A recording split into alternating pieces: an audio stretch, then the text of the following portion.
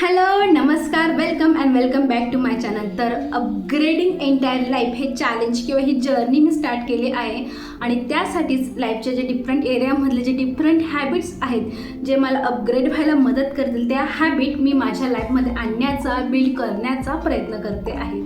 आणि त्यातल्याच एक most important habit जी आहे ती आजपासून मी माझ्या लाईफमध्ये आणणार आहे, जी मला इमोशनली, फिजिकली, मेंटली या सगळीकडेच ती मला उपयोगी होईल. ओके, तर होम या एरियावर वर्क केल्यानंतर, ॲपियरन्स या एरियावर वर्क केल्यानंतर, मोबाईल या एरियावर वर्क केल्यानंतर सध्या मी वर्क करते आहे अलाइनमेंट या एरियावर.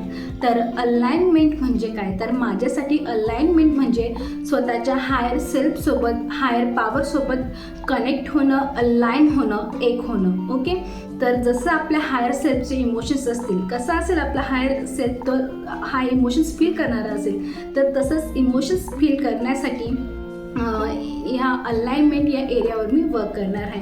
आणि म्हणूनच अलाइनमेंट या एरियामध्ये मी अशा गोष्टी इन्क्लूड केल्या आहे ज्या मला इमोशनली, मेंटली स्ट्रॉंग बनवतील, जे मला स्पिरिच्युअलिटीकडे नेतील, जे मला काम, पीसफुल बनवतील, जे माझं सेल्फ कंट्रोल वाढवतील, जे माझं अवेअरनेस वाढवतील. आणि त्यातलीच एक मोस्ट इम्पॉर्टंट हॅबिट जी मी आजपासून लावणार आहे, तर ती हॅबिट म्हणजे मेडिटेशन. तर मेडिटेशनचे बेनिफिट्स जे आहेत ते आपल्या सगळ्यांनाच माहिती आहे, पण तरीसुद्धा नियमित मेडिटेशन करणारे, नियमित ध्यानधारणा करणारे कमीच आहेत. तर मी ज्या काय हॅबिट्स माझ्या लाईफमध्ये इन्क्लूड करते आहे, बिल्ड करते आहे, त्यातली सगळ्यात मोस्ट इम्पॉर्टंट हॅबिट जी आहे माझ्यासाठी, तर ही आहे मेडिटेशनची.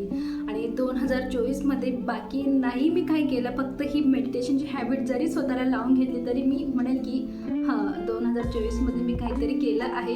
2024 माझा वेस्ट नाही, बट इतकं इझी पण नाही आहे ती हॅबिट लावणं. आणि माझ्यासारख्या ओव्हरथिंकिंग करणारा तर अजिबात इझी नाही आहे. कसं आहे ना, किती सारे कामं करतो आपण, खूप सारे कामं करतो, पण स्वतःसोबत 5 मिनटं बसायचं असतं, आपल्याला शांत 5 मिनटं बसायचं असतं आणि ते सुद्धा आपल्याकडनं होत नाही. ते सुद्धा आपल्याला किती जड जातं आणि त्याऐवजी आपण खूप मोठे मोठे कामं करतो, पण 5 मिनटं स्वतःसोबत बसणं किती जड. पण आता मला ही मेडिटेशनची जी सवय आहे ती लावायचीच आहे.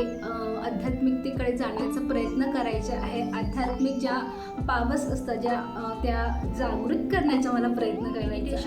मेडिटेशन ही हॅबिट मला माझ्या लाईफमध्ये आणायची तर होती, पण तरीसुद्धा खूप टाळाटाळ मी करत होती. खूप एक्सक्युजेस मी देत होती की माझं बाळ, नेमकं मी जेव्हा मेडिटेशनला बसते तेव्हाच माझं बाळ उठतं यांसारखं.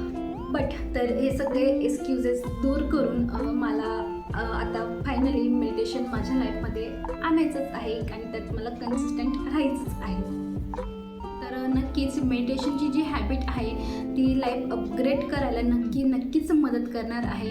आणि जर तुम्हीसुद्धा मेडिटेशन करण्याचा विचार करत होते कधीपासून, तर नक्कीच तुम्हीसुद्धा या नवरात्रीपासून मेडिटेशनला सुरुवात करा. तर तुम्हीसुद्धा मेडिटेशनची सवय लावा, कारण खरंच मेडिटेशन केल्यानंतर पीसफुल वाटतं. कारण मी ह्याच वर्षी मागे बराच दिवस, 15-20 दिवस मी असं कंटिन्यू मेडिटेशन केलं होतं, बट नंतर मग ते गॅप पडला. पण जेवढ्या दिवस मी केलं तेवढ्या दिवसांमध्ये सुद्धा मला खूप छान फील झालं होतं आणि पीसफुल वाटलं होतं. तर तुम्हीसुद्धा नक्की ट्राय करा आणि मी सुद्धा ते कन्सिस्टंट त्यात राहण्याचा प्रयत्न करणार आहे. भेटूया पुढच्या व्हिडिओमध्ये. तोपर्यंत बाय बाय, राम राम. आणि नवरात्रीच्या तुम्हाला सगळ्यांना हार्दिक शुभेच्छा. ही नवदुर्गा तुम्हाला धन, संपत्ती, कीर्ती, आरोग्य, समृद्धी सगळं देऊ.